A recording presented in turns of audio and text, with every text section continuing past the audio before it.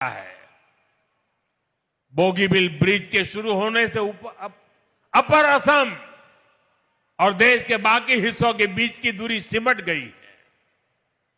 गुवाहाटी से न्यू जलपाईगुड़ी तक चलने वाली वंदे भारत एक्सप्रेस ने यात्रा के समय को कम कर दिया है। देश में वाटरवेज के विकास का फायदा भी असम को मिल रहा है। कार्गो ट्रैफिक में 140% की बढ़ोतरी हुई है। इस बात का प्रमाण है कि ब्रह्मपुत्र केवल नदी नहीं बल्कि आर्थिक शक्ति का प्रवाह है।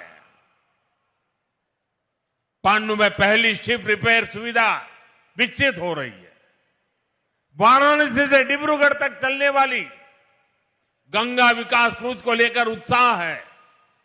इसे north east global cruise tourism के मानचित्र पर स्थापित हो गया है। साथियों, कांग्रेस की सरकारों ने असम और पूर्वोत्तर को विकास से दूर रखने का जो पाप किया था, उसका बहुत बड़ा खामियाजा देश की सुरक्षा, एकता और अखंडता को उठाना पड़ा। कांग्रेस की सरकारों में हिंसा का दौर दशकों तक फलता फूलता रहा। हम केवल 10-11 साल के भीतर उसे खत्म करने की तरफ बढ़ रहे हैं। पूर्वोत्तर में पहले जहां हिंसा और खून खराबा होता था, आज वहां 4G और 5G टेक्नोलॉजी से डिजिटल कनेक्टिविटी पहुंच रही है। जो जिले कभी हिंसाग्रस्त माने जाते थे, आज वो आकांक्षी जिलों के रूप में विकसित हो रहे हैं। आने वाले समय में यही इलाके इंडस्ट्रियल कॉरिडोर भी बनेंगे।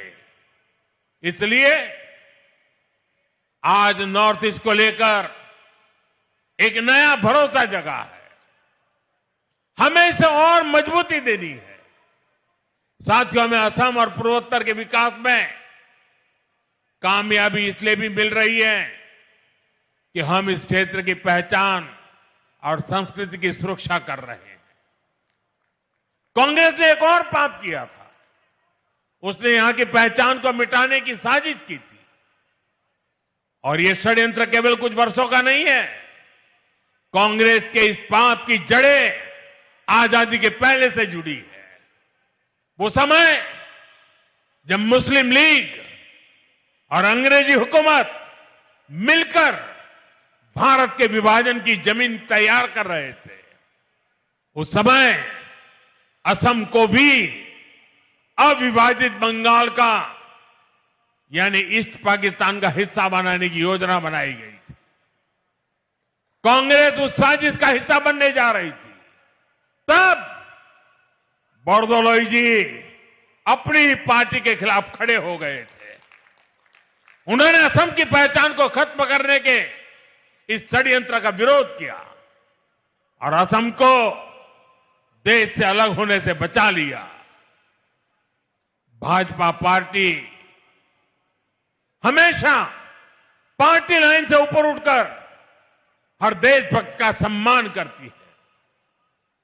अटल जी के नेतृत्व में जब भारतीय जनता पार्टी की सरकार आई, तब उन्हें भारत रत्न दिया गया। भाइयों बहनों, बोरदोलोई जी ने आजादी के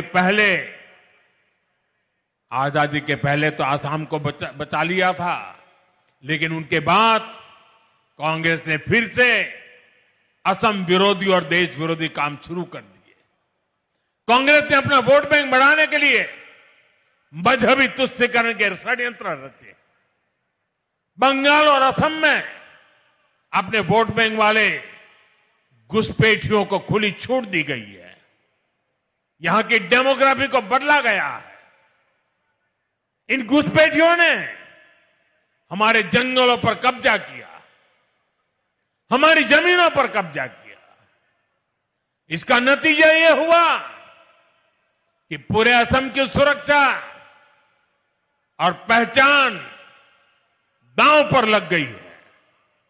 साथियों, आज हेमंता जी की सरकार और उनकी टीम के सभी साथी बहुत मेहनत से असम के संसाधनों को इस गैर कानूनी और देश विरोधी अतिक्रमण से मुक्त करा रही है। असम के संसाधन असम के लोगों के काम आए, इसके लिए हर स्तर पर काम हो रहा है। केंद्र सरकार ने भी घुसपैठ रोकने के लिए सख्ती की है। अवैध घुसपैठियों को बाहर निकालने के लिए उनकी पहचान भी कराई जा रही है। लेकिन भाइयों बहनों, कांग्रेस पार्टी और इंडी गठबंधन के लोग खुलकर देश विरोधी एजेंडों पर उतर आए हैं। देश का सुप्रीम कोर्ट तक घुसपैठियों को बाहर करने की बात कर चुका है। लेकिन ये लोग घुसपैठियों के बचाव में बयानबाजी कर रहे हैं। इनके वकील कोर्ट में घुसपैठियों को बचाने की पैरवी कर रहे हैं। चुनाव आयोग निष्पक्ष चुनाव के लिए एसआईआर की प्रक्रिया कर रहा है, तो इन लोगों को देश के हर कोने में तकलीफ हो रही है। ऐसे लोग असमिया भाई बहनों के हितों को नहीं बचाएंगे। ये लोग आपकी जमीन और जंगलों पर किसी और का कब्जा होने देंगे।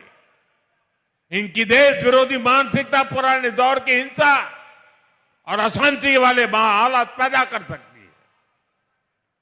और इसलिए मेरे आसाम के भाई बहन, हमें बहुत सावधान रहना है। जिस असम की अस्मिता के लिए बोरदोलोई जी जैसे लोगों ने जीवन भर अपना सब कुछ न्यौछावर किया, हमें उसकी रक्षा करनी है। असम के लोगों को एकजुट रहना है। हमें असम के विकास को डिरेल होने से बचाना है। कांग्रेस के षड्यंत्रों को पल पल कदम कदम पर विफल करते रहना है। साथियों, आज दुनिया भारत की ओर उम्मीद से देख रही है।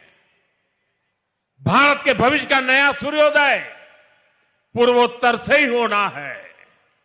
इसके लिए हमें साथ मिलकर अपने सपनों के लिए काम करना होगा। हमें असम के विकास को सबसे आगे रखकर चलना होगा।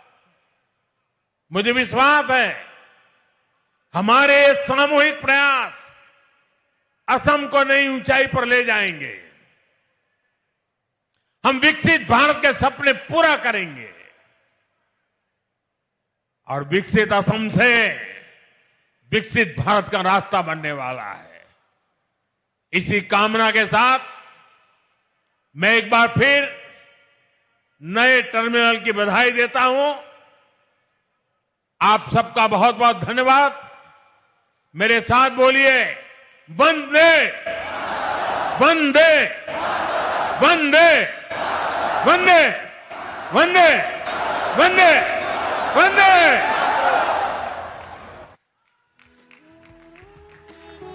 महोदय, आपके साथ गर्भित और मार्गदर्शक उद्बोधन के लिए हम हार्दिक कृतज्ञता व्यक्त करते हैं।